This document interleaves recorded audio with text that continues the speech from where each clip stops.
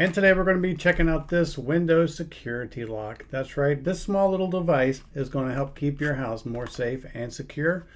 It's going to help keep people out, but it's also going to help you secure those doors so your little ones who are toddling around can't just walk outside. Let's go ahead, I'm going to open it up and I'm going to show you how this thing works. And then we're going to actually install it. And here it is. This is the whole device right here. How cool is that?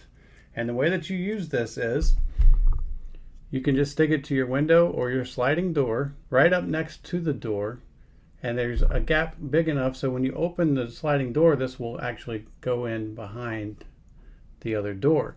But to secure it, all you do is you fold these two little tabs down like that, and then you can no longer open that door or window.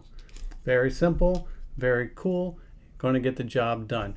Let's go install it real quick and test it out to make sure that it works. Okay, so here we are. We have the device right here, and it is a removable two-sided tape, so it's not going to leave any permanent marks or damage your surfaces.